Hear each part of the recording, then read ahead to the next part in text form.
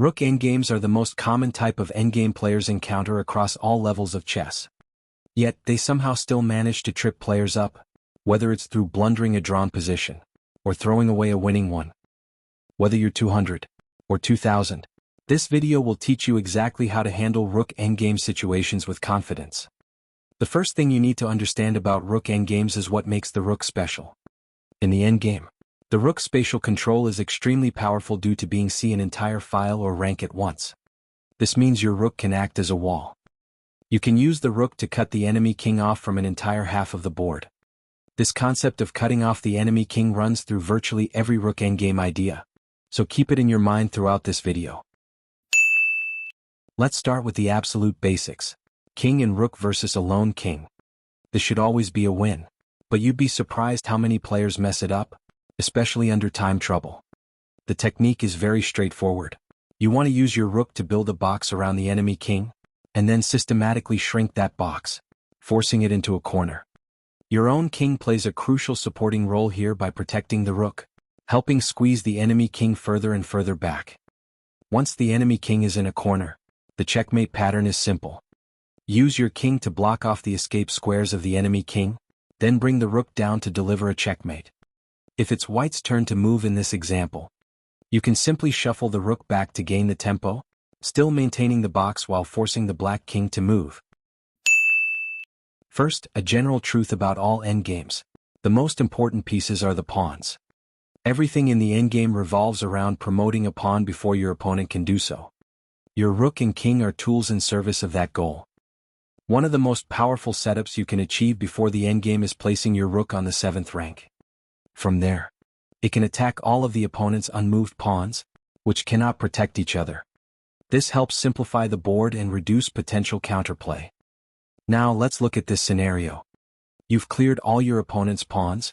Both sides have a Rook, but you're the only one with a pawn left. Here, you want to use your Rook to cut off the enemy king from reaching your pawn. This is where your king becomes critical, as moving your Rook leaves the pawn undefended to the opposing Rook.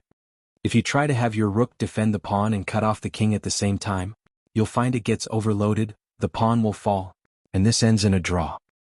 Instead, your king needs to be active. It has to march up the board and escort the pawn to promotion while the Rook holds the enemy king at bay. Once your king gets close enough to the pawn shields your king from checks along the file, and your king defends the pawn from capture.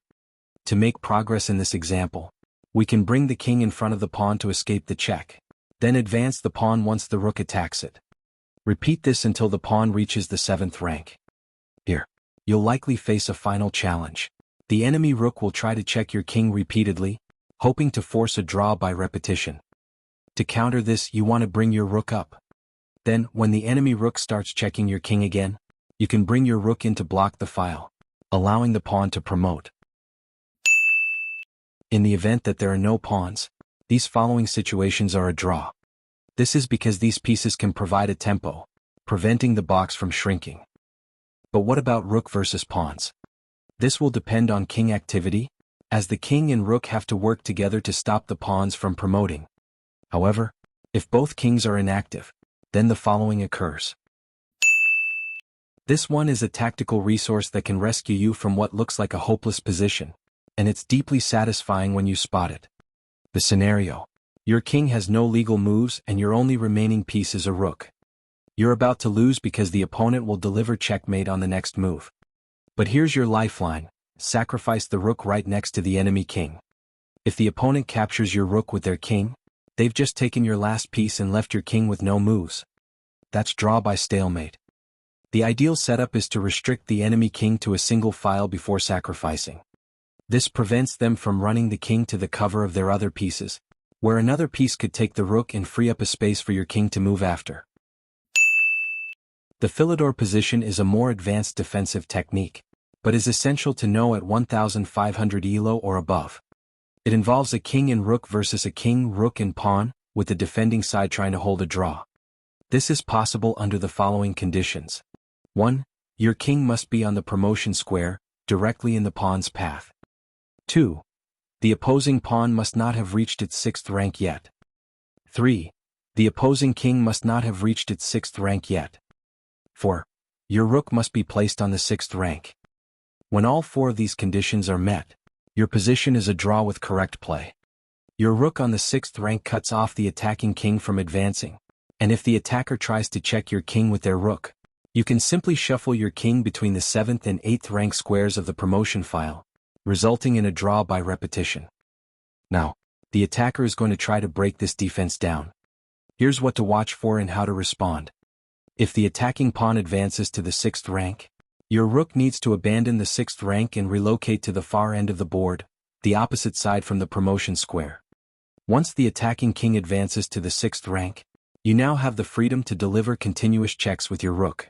The king can't make progress while being harassed, and eventually the position repeats or the 50-move rule kicks in.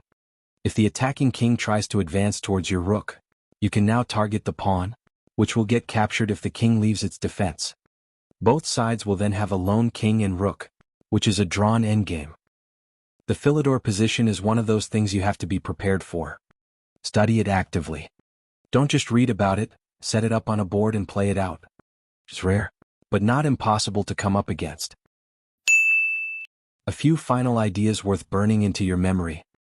Avoid piece alignment on the same file with a large gap between them.